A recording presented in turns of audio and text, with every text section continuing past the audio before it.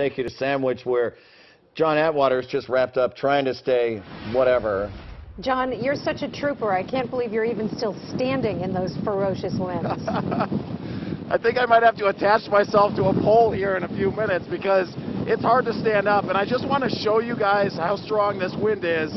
This is our news vehicle. Of course, it's caked with snow, but I just want to show you how hard it is to open the door because this wind is just brutal. And I'm serious. I'm not exaggerating here.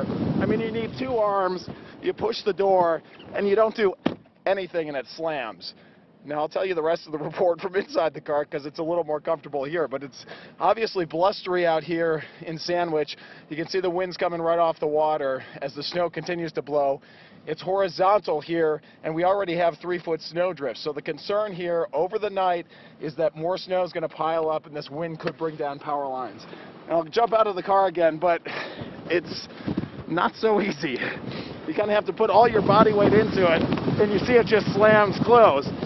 And, you know, it's hard to even move forward, number 1, because it's so windy, number 2, because this is like ice pellets against your face. It's sharp. It feels like needles. You probably hear my hood. It's just miserable out here.